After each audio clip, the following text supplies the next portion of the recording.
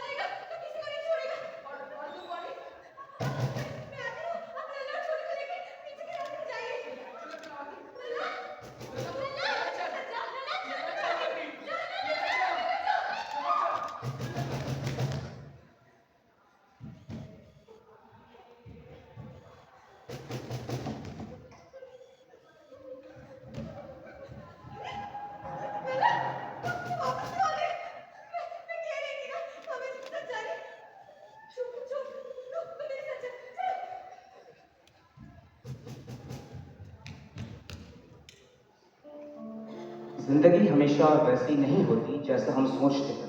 कभी कभी जिंदगी हमें उन रास्तों पर ले आती है जिनके लिए हम बिल्कुल तैयार नहीं होते। गौरी के पति की मृत्यु बहुत ही अनपेक्षित थी। उस सदमे से बाहर निकलने की और उस हादसे को भूलने की कोशिश में ये परिवार अपनी जिंदगी को वक्त के साथ आगे बढ़ा ही रहा था, मगर इंसान अपने सच और अपनी किस्मत से आकर कहाँ कभी बच पाया है।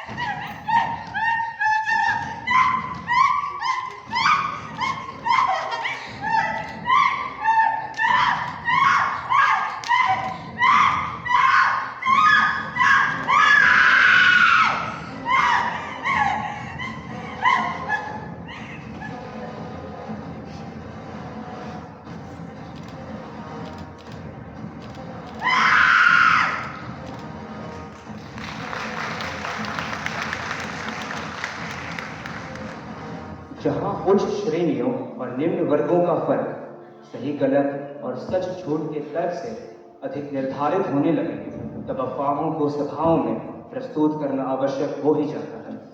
गांव में हो रही अनहोनियों की संख्या गांव वालों के लिए चिंता का विषय बनता जा रहा है। इस समस्या का हल और अपने सारे सवालों का जवाब ढूंढने के लिए गांव वालों ने मुखिया के साथ पंचायत बैठक की मांग की। एक शाम पंचायत बैठक में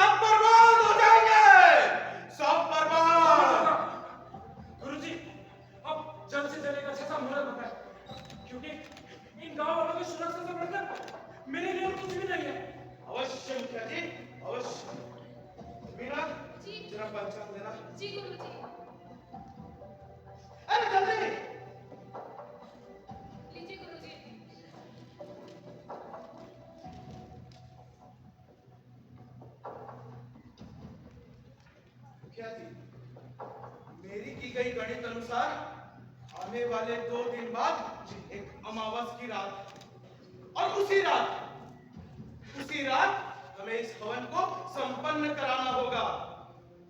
और हाँ मुखिया जी, इस बात का खास ख्याल रखिएगा कि इस हवन में हमें एक मूर्ति की आवश्यकता होगी। परंतु कैसी मूर्ति? उस दानव की मूर्ति। दानव की? मुखिया जी, इस मूर्ति का प्रबंध जल्द से जल्द होना चाहिए। जी गुरुजी। कमल, लंबू, जाओ गांव में यह ऐलान कर दो, आज से ठीक 2 दिन बाद इस गांव में हवन होगा। और हाँ, गुरु जी की कही बात का खास ध्यान रखना।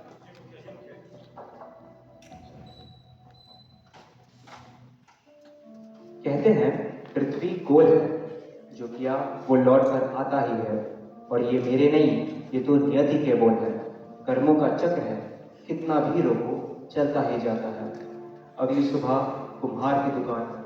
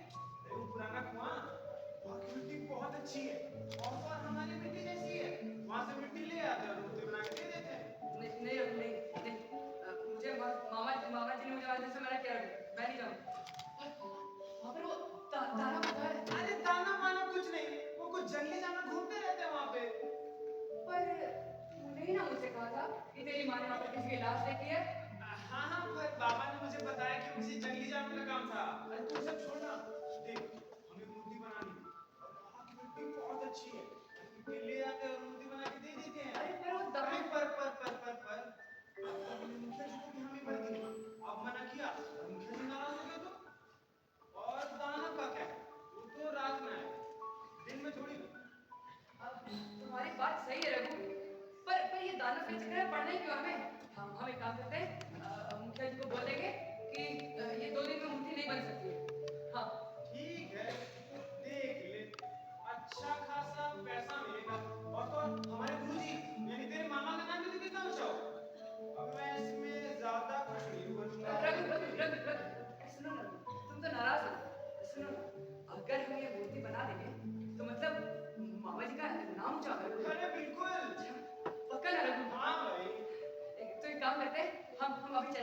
और मिट्टी लेकर के आते हैं। चल रघु, चल बाबा जी का नाम लिया कर। तो इस प्रकार विष्णु के ऊपर प्रतिष्ठा और धन का लालच हावी हो गया और वो रघु के साथ मूर्ति बनाने के लिए मिट्टी लेने निकल पड़ा।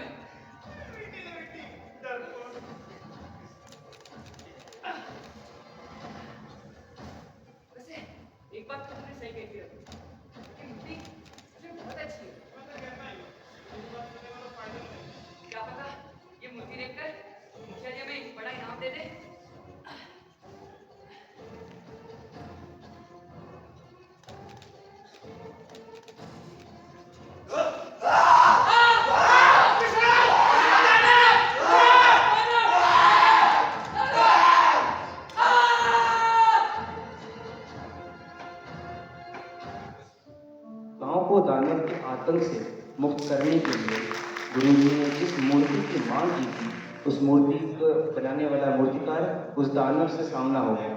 अब क्या वो लोग मिट्टी ला पाएंगे? क्या वो मूर्ति बन पाएगी? और क्या सचमुच उस हवन के प्रभाव से गांव से दानव का प्रकोप समाप्त हो पाएगा? हजार सवाल है, मगर जवाब एक भी नहीं।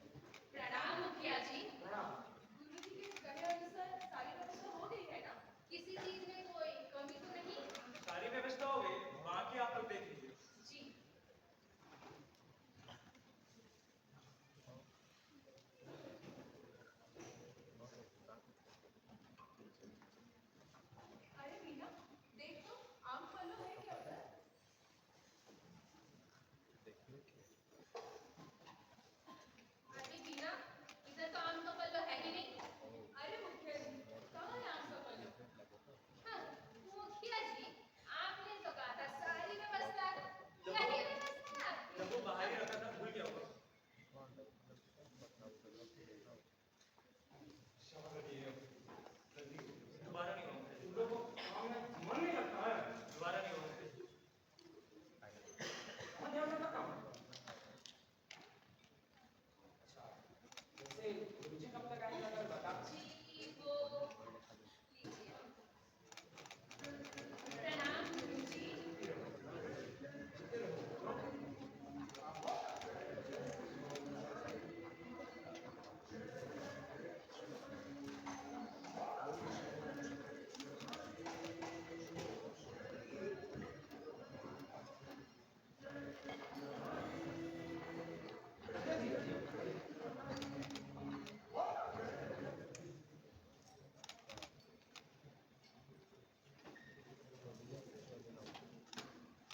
लीजिए मुखिया जी, आचमन कीजिए।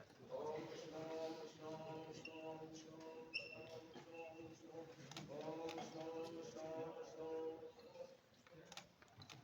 मुखिया जी, मूर्ति कहाँ गई? मुहूर्त निकलता जा रहा है। कहाँ गई मूर्ति? कमल, इधर आना। जी जी बोल तो दिए थे, पता नहीं कहाँ कुछ आने वाला हूँ। ये क्या बड़बड़ कर रहे हो आप लोग? जल्दी मूर्ति लाओ। मेरा भांजा आज सुबह ही मूर्ति का काम करने गया। बस आता ही होगा। हाँ हाँ, उसे बोलो जल्दी लाने। कहाँ है मूर्ति? शायद आ जाओ। अरे उसका बहुत भारी मूर्ति। मैं दरवाजे तक ला दिया, आगे आपको। जल्दी करो।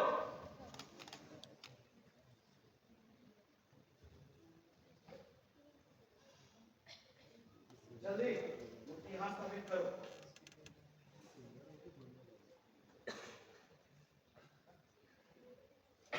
डॉक्टर साहब, स्थान ग्रहण करो। मुखिया जी, ये भवन गांव के सुख और शांति के लिए है। चलिए इसको आरंभ करो। हरि ओम। स्वस्ति न इंद्रो वृद्धश्रवाः, स्वस्ति न पूजा विश्ववेदाः, स्वस्ति न पूजो अरिष्टनेमि, स्वस्ति न बृहस्पतिर्नमः। ओम।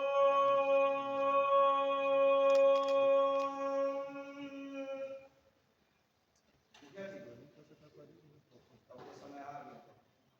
मूर्ति के चेहरे से पर्दा हटाइए। गुरुजी, ये ना मेरे जीवन की पहली मूर्ति है। अगर आपकी आज्ञा हो तो इसमें से पर्दा मैं हटा सकता हूँ। हाँ हाँ, जल्दी। गांव के गुनाहों पर जाना उतारा, पर सच के पर्दे के पीछे है एक इंसान जो अंधकार को रचता है। वो यही का है बाशिंदा। अब इंसाफ की गूंज उठेगी, यही वक्त का है तराना।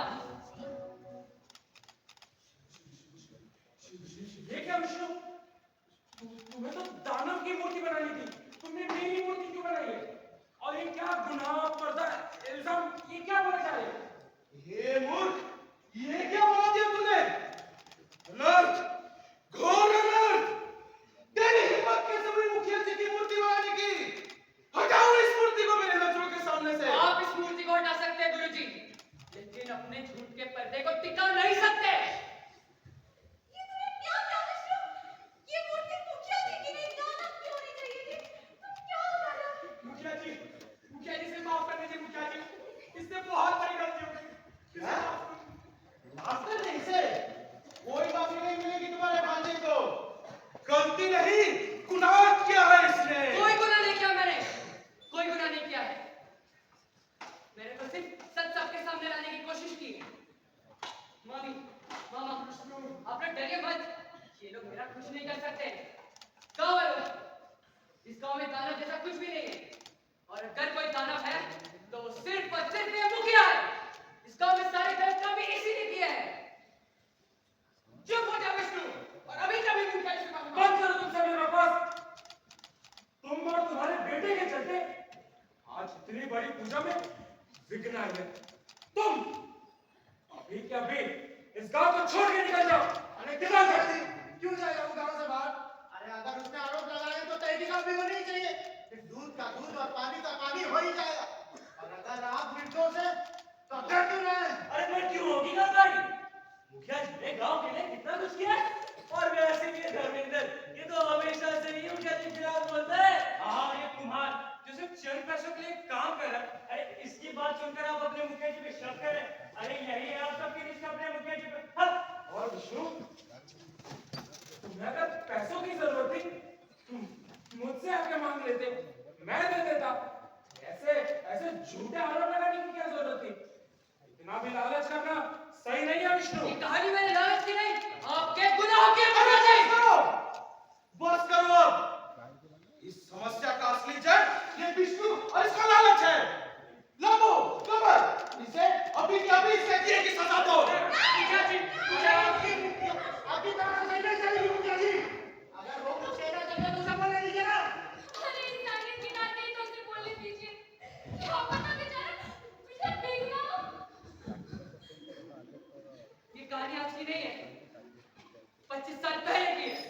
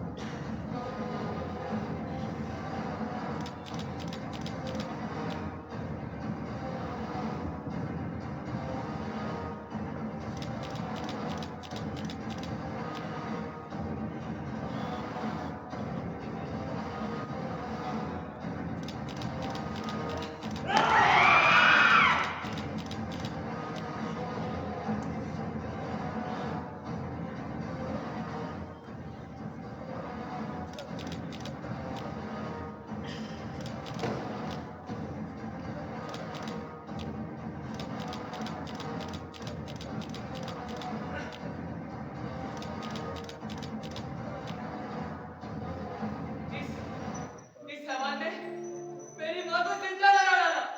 पूछो इससे, आखिर क्यों? और जिसे ये लोग जाना कहते हैं, वो मेरा भाई है, मेरा बड़ा भाई। संभाल अपने आप को विष्णु, संभाल। बेटा विष्णु, मुझे माफ कर दे। मैंने तेरे भाई को रोकने की बहुत कोशिश की, लेकिन वो पता नहीं कहाँ गायब हो गया। मैंने और तेरी माँ ने गांव के हर कोने में ढूंढा, लेकिन बेटा वो फिर भी नहीं मिला। अरे बंद करो तुम सब ये झूठ बोलना बंद करो। क्या क्या सबूत है तुम्हारे पास? क्या सबूत है मेरे खिलाफ तुम्हारे पास? सबूत मैं हूँ क्या जी? गाँवों का आप लोग इन पे भरोसा नहीं कर पाए, क्योंकि ये कहानी के घर के सदस्य की है। लेकिन मेरे पे तो भरोसा करेंगे ना। सालों पहले ये ढोंगी बाबा मुझे अपने गाँव में उठा लाया था। मेरे से न जाने क्या करने काम भी करवाया। मैं मना करने की कोशिश करती थी, तो मेरे घर वाला तो मार के धमकी दे दिया। मुझे अपना गुलाम बनाए रखा। क्या मुखिया जी? हाँ, अब आप इसे भी छुड़ाएंगे? हाँ, जवाब दीजिए। अरे ये क्या जवाब देना? ये तो खुद इसके साथ मिला हुआ है। 15 साल पहले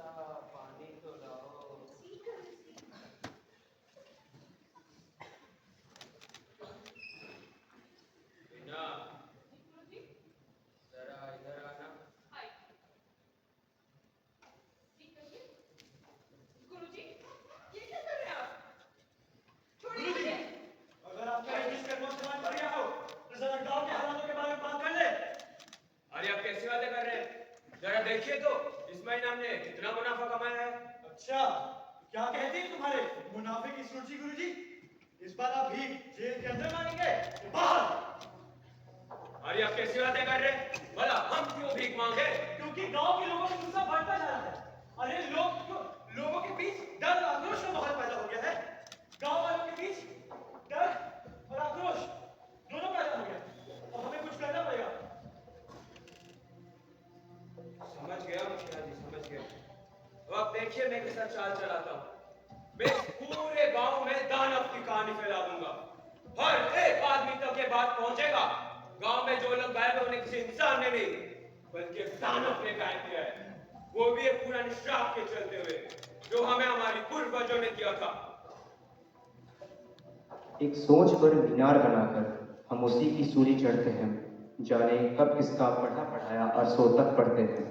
नजर के आगे दीवार बनाकर सोच में विकार लगाकर हम बातों में ही बंधते हैं। हम बातों के कैदी बनते हैं।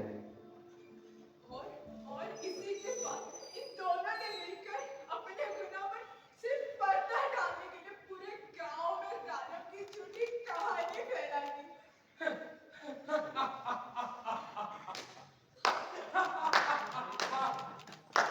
वाह गुरुजी वाह!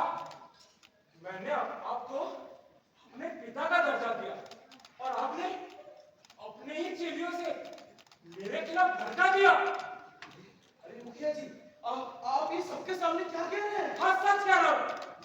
गाँव वालों, अब आपने मेरे पे भरोसा रखे। ये एक नंबर का ढोंगी है, ये एक नंबर का झूठा है। मुखिया जी, आप ये बात याद रखिएगा कि मैंने आज तक जो भी कुछ किया है आपके गुनाहों को छुपाने के लिए किया है। और आज जब आप पे दोष आ रहे हैं तो आप सारे इल्जाम मुझ पे लगा दे रहे हैं। गुनाह? अरे तुम्हारे जैसे ढोंगी के मुंह से ये गुनाह शब्द शोभा नहीं देता है। अरे सच बात तो ये है, तुम अपना राज चलाने के लिए मुझे नीचा निकालना चाहते हो। क्या राज? हाँ। तुम मुझे राज चलाने का दोष दे रहे हो? अरे इस गांव में अगर कोई सबसे बड़ा गुनहगार है तो वो तू है मुखिया। 30 सालों से न जाने कितनों के तूने जलाकर उस कुएं के पास प्राण हर लिए हैं। इस विष्णु के माता पिता को भी तो तूने उसी तरह जलाकर उस कुएं के पास मार डाला था। और हाँ, और तू जो अपने पति को उधर पंचायत में ढूंढ रही थी ना, और वो ढूंढ, क्योंकि इसी दरिंदे ने तेरे पति को जलाकर उस कुएं के पास मार डाला। और उसके अरे बस करो तुम दोनों के दोनों ही रहते हो। अरे तुम दोनों ने अपने स्वार्थ के चलते पूरे गांव को बर्बाद कर दिया। अरे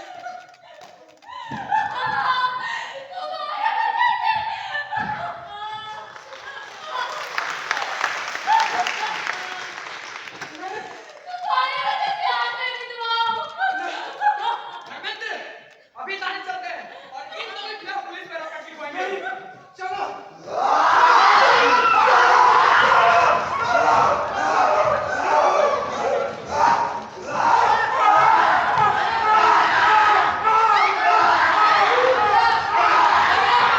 भैया!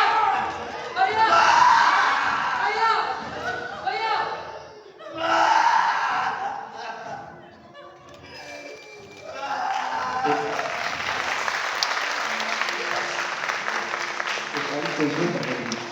एक दास्तान, एक ऐसा रहस्य जिससे अब तक पर्दा न था। वो पर्दा तब हटा जब मिट्टी खोदते वक्त विष्णु का सामना उस दानव से हुआ। विष्णु ये जानकर भौचक्का रह गया, जिसे दानव समझकर सारे गांव वाले दहशत में जी रहे थे। वो एक दानव नहीं बल्कि उसका अपना भाई था।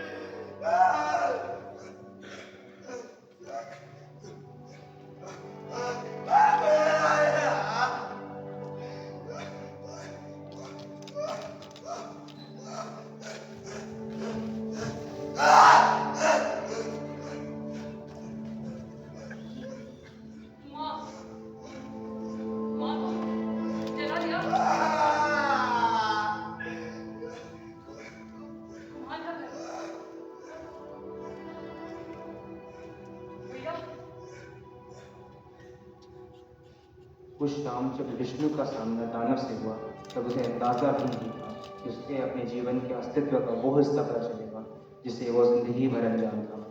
उसे उन सारे सवालों का जवाब मिलेगा जिन्हें वो बचपन से ढूंढता आ रहा था।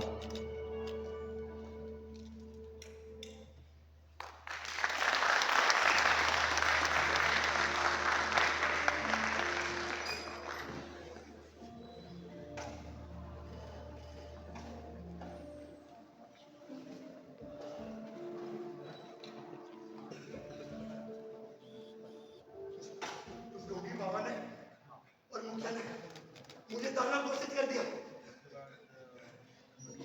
दानव है नहीं, दानव तो इंसान के भेष में मुझ में वो पूरे गांव को भय के आवेश में रखा और मेरी मां पे